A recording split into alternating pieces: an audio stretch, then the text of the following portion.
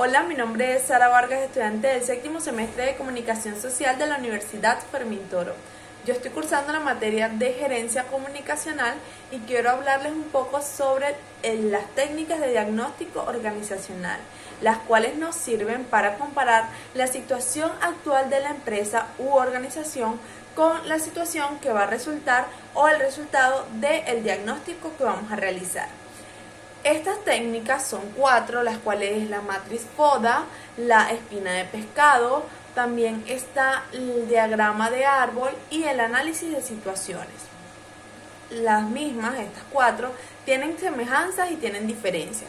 Comenzaremos con las semejanzas, y es que cada una de ellas en conjunto tiene la semejanza de que son un diagnóstico, es decir, parten desde el análisis de situaciones, de organizaciones o de empresas, etcétera, para buscar un diagnóstico. Es decir, que todas pasan herramientas de análisis, también son metodologías de análisis, pero todo tiene que ver con el estudio de situaciones determinadas o el análisis de las mismas.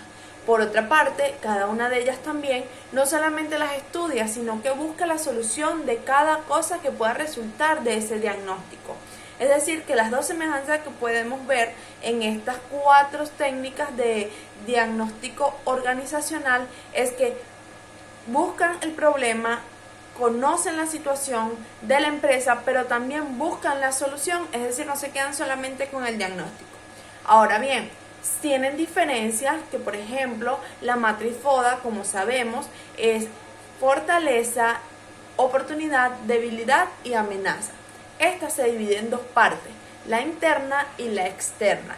La interna es cuando hablamos de fortalezas y debilidades, y la externa es cuando hablamos de oportunidades y amenazas. ¿Por qué? Porque cuando estudiamos las fortalezas y debilidades lo hacemos de una empresa, de la empresa en sí.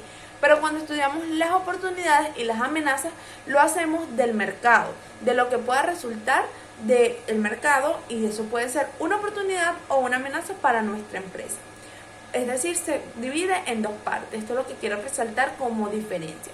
También la matriz FODA no tiene una estructura en sí, y ella se encarga de estudiar la empresa, sin, por ejemplo, tener un problema en sí, solamente estudiarla para conocer cómo es la empresa. Aparte, la espina de pescado sí tiene una estructura, como es una espina de un pescado. Además de esto, se divide, podríamos decirlo, que en 3 fases, que serían las flechas primarias, las flechas secundarias y las flechas terciarias. De esta forma se divide y ejerce una diferencia con la matriz FODA, que no tiene una estructura y que se divide en 2 partes. El diagrama de árbol es una estructura bastante precisa, concisa y es ascendente, como cuando crece un árbol, por ejemplo. Entonces podríamos decir que ella genera un gran impacto en las personas cuando nada más llegan a verla, porque está bastante organizada. Además de esto, se divide en causa y efecto. Es decir, la primera parte es la causa del problema, y la segunda, qué cosas, qué efectos surgen de esas causas que estamos conociendo. Y por último está el análisis de situación, las cuales se dividen en todos los factores que sea necesario dividirse. Es decir, si necesitamos, por ejemplo, conocer más factores, no tiene una estructura de que, digamos, se dividen en tantos factores, sino que es de acuerdo a los que vayamos conociendo de la situación, y además se organizan por gravedad, por urgencia, etc. Además de esto, analiza situaciones muy pequeñas, es decir, que no habla de problemas grandes, sino de aquellas situaciones que tal vez pensamos que no se van a salir de control. El análisis de situaciones es muy específico al analizar estas situaciones muy pequeñas. Y por último, al analizarlas, se adelanta a los hechos que puedan ocurrir. Esto es todo, muchas gracias.